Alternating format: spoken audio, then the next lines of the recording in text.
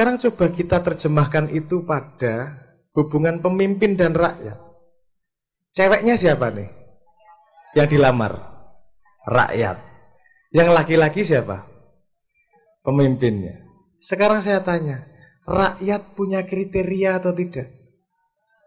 Apa kriterianya? Apa? Tak takon jajal. Serangan fajar? Apa kriteria apa? Apa? Kriterianya apa? Makan gratis. Oke. Makan gratis. Oke. Masalah makan gratis. Kalau ada cewek ditembak cowok kriterianya makan gratis, murahan nggak ceweknya kira-kira? Oke. Jadi rakyat yang syaratnya kriterianya adalah makan gratis, murahan atau tidak? Nggak apa-apa. Kita kan coba self kritik. Kita coba mengkritik diri sendiri. Siapa tahu kita jadi bagian yang tidak tepat nih dalam masyarakat kan gitu. Coba kriteria kita apa sih selama ini? Kalau kita tidak punya kriteria, laki-laki akan atau calon pemimpin akan semena-mena pada wanita. Karena tidak punya kriteria. Betul nggak? Kita nggak punya standar. Murahan. Dari dulu Simbah ngomong, ayo kita naikkan martabat Indonesia. Cara menaikkan martabat nomor satu adalah yang sesuai menurut sepemahaman saya sesuai dengan agama. Sebelum bangsa itu mau merubah dirinya sendiri, setelah itu baru Tuhan akan mengubah. Oke, kita rubah diri kita sendiri. Mulainya pertama gimana? Dengan punya kriteria. Oke, nek milih duweo kriteria. Kira-kira kalau hubungan pemimpin dan rakyat, kriteria yang penting apa?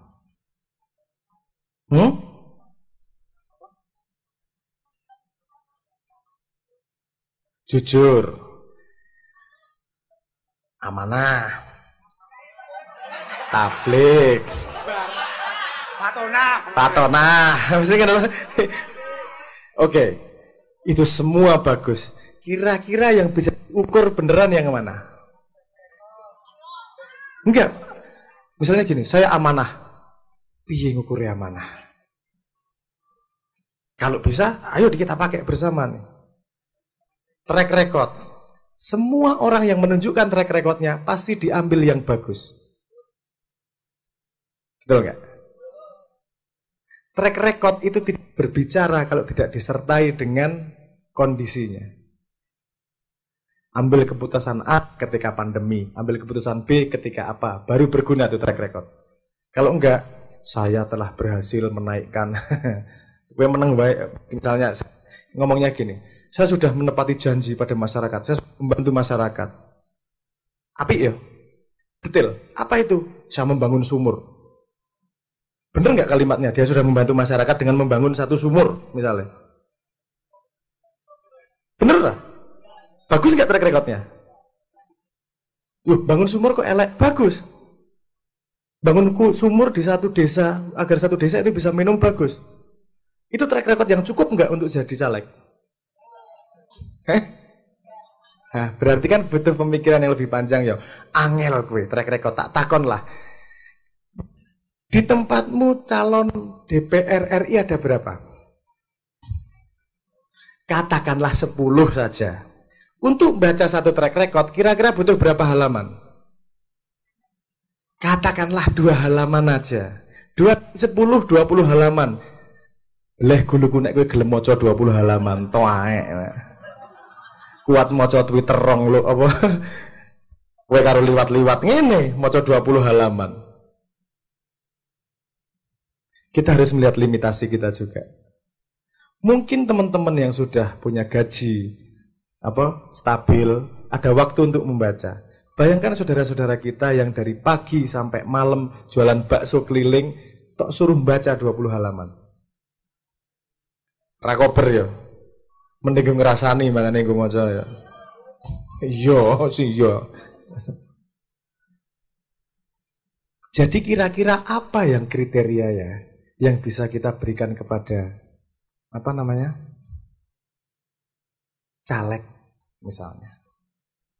Anda pengen apa? Calegnya menepati janji. Kriterianya itu. Iki konco-konco tak tak ajak eksplorasi sedikit saya bingung ki. Kira-kira kan tadi kita semua setuju bahwa untuk menjadi masyarakat yang bermartabat, membangun negara yang bermartabat, agar mendapatkan pemimpin yang bermartabat, kita harus punya kriteria. Ayo kita diskusi. Kita kira-kira kriterianya apa? Mengurangi hutang negara gundule, mengurangi hutang negara memang dhek ngurusi caleg bagian olahraga ngono aduh mentengan negara. Ojo gede-gede, Mbak. Gini, rakyat itu tidak punya kewajiban untuk mikir semua hal. Yang punya kewajiban untuk mikir semua hal itu calonnya, pemimpinnya. Nek kowe, kalau kewakil rakyat, mikir, apa yang ingin kau wakilkan? Anda pengen mewakilkan naik haji, dia sudah 16 kali kamu wakilkan. Kamu pengen mewakilkan kekayaan, wakil rakyatmu wis oke. Biasanya di negara demokrasi yang diwakilkan adalah masalah. Paham? Jika Anda petani, Anda punya masalah apa? Pupuk mahal. Ketika panen harga drop. Wakilkan itu kepada wakil, pada calon wakil. Betul nggak? Kalau kamu wakilkan, artinya dia mikir masalah itu, kamu wakilkan masalah itu agar dia pecahkan. Kan gitu logikanya. Berarti syaratnya, kita harus tahu dia sebenarnya mau diwakili apa sih? Kamu mau gendong masalah apa sih dari kita ini? Betul nggak? Urutannya gitu ya? Oke. Berarti kita harus tahu, visi misimu seberapa sih? Apa sih visi misimu? Betul? Di sini ada yang pernah baca satu visi misi caleg. Siji wae. Sak paragraf wae. Ada? Hah? Mohon maaf, beleh guluku nek ana sing maca. Karena di website KPU sendiri nggak ada yang nulis visi misi lebih dari satu paragraf. Piye negaramu piye asura. Aku golek iku visi misiku opo to? Kalau calon presiden banyak. 200 halaman PDF, ada 150 halaman PDF. Untuk milih presiden kudu maca 500 halaman, modar matamu. Apa sih yang kita hindari tadi? Kita menghindari milih tanpa kriteria. Karena kalau kita milih judi, memilih masa depan dengan berjudi, Tuhan tidak akan ikut serta dalam keputusan judi. Jangankan untuk bangsa, untuk keluargamu sendiri duitnya dapat dari judi, Tuhan gak ikut serta kok. Bahkan bisa dihukum. Jadi pemilu besok itu bukan memilih pemimpin yang benar, Mbak. Nomor 1, kita halal selamat jadi warga. Gimana? Memilih tidak dengan berjudi. Gimana caranya? Nah, itu yang dibuat platformnya tahun ini. Saya mencoba membuat platform yang namanya podium2024.id. Apa itu?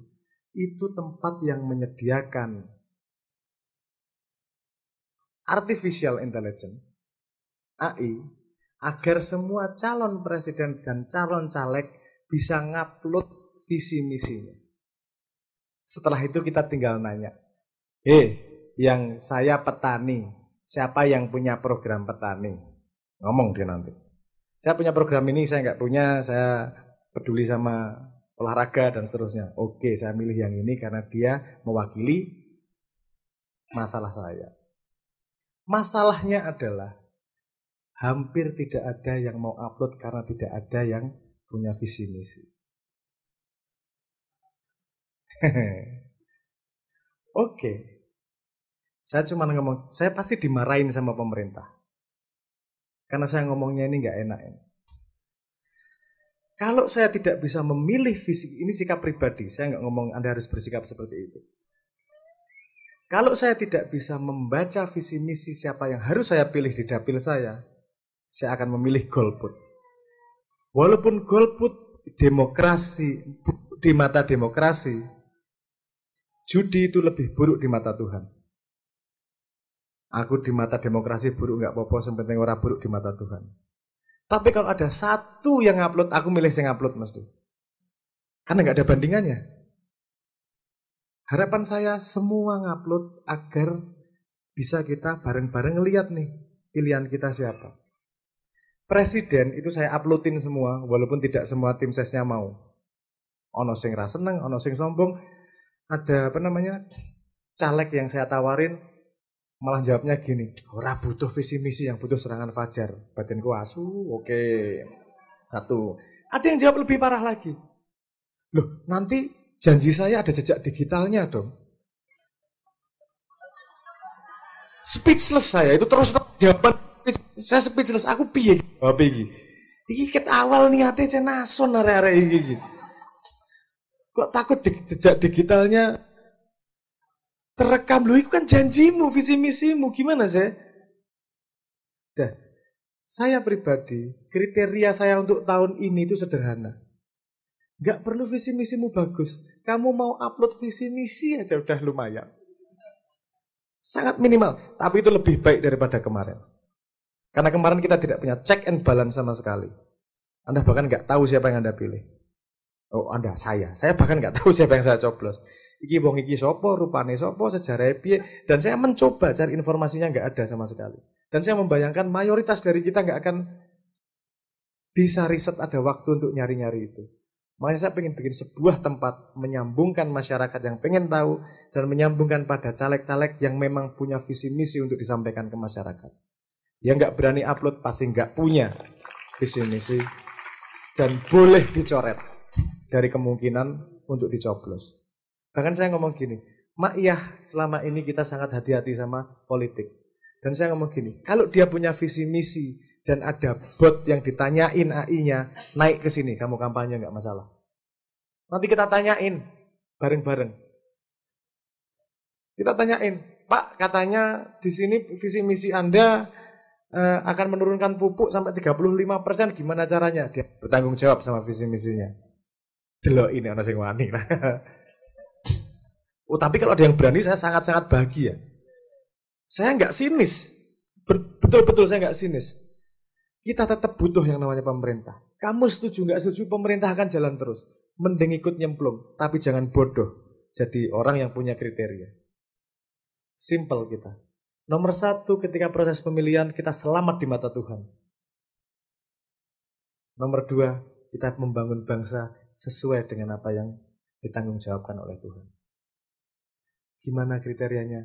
Saya mencoba membuat lapangan untuk menjawab keresahan itu. Anda lihat di dapil Anda siapa yang bisa ditanyain, yang bisa mewakili masalah jenengan. Kalau nggak ada, golput halal. Aku diseneni mesti. Mesti.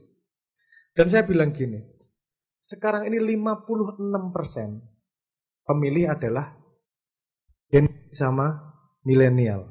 Yang sama internet, sama WA itu sama sekali tidak takut. Yang takut itu orang-orang tua. Lagi-lagi, kalau yang memilih punya kriteria, yang minta dipilih pasti ngikutin kriteria. Ini adalah kesempatan generasi ini untuk membuat marker zamannya. Kesempatan generasi ini untuk membuat cap zamannya. Di zamanku kita sudah punya kriteria untuk milih. Enggak cuman serangan fajar. Gimana dengan serangan fajar? Ambil. Enggak masalah dikasih kok enggak diterima. Tapi jangan jual suaramu hanya dengan murah. Kalau jadi cewek, jangan murahan. Kalau jadi rakyat, jangan murahan. Jadilah bermartabat. Karena martabat masyarakat, martabat rakyat adalah martabat bangsa. Dan itu yang selalu digemborkan oleh Simbah dari dulu. Ayo, martabat Indonesia bangun.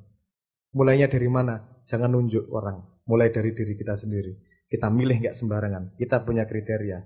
Saya yakin nek pemuda seperti itu semua, se-Indonesia caleg akan ikut. Anda tahu sekarang jumlah caleg ada berapa?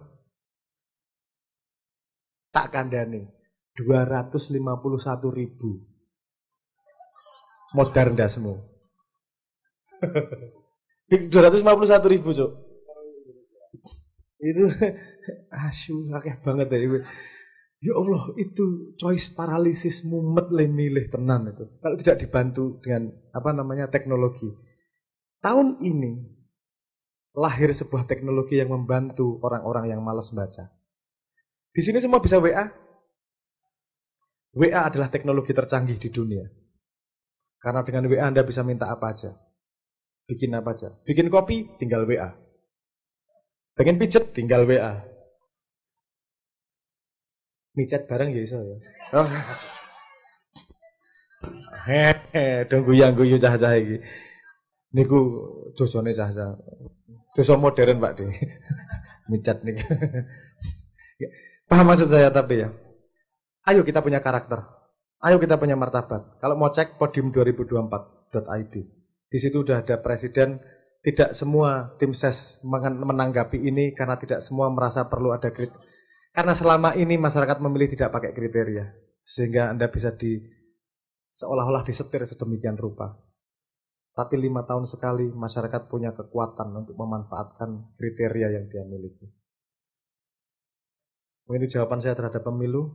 Mari konco-konco kita tingkatkan martabat Indonesia. Anda sudah tidak bisa lebih buruk dari ini. Indonesia sudah mau sebusuk apa lagi sih? Kenapa kita nggak cari jalan lain? Jalan lainnya gimana? Nggak makar, ganti demokrasi, nggak nerusin negara, kita terusin negara dengan baik. Tapi kita punya kriteria, kita punya martabat untuk milih calon-calon kita. Sehingga nanti kita bisa pegang belakangnya seperti apa.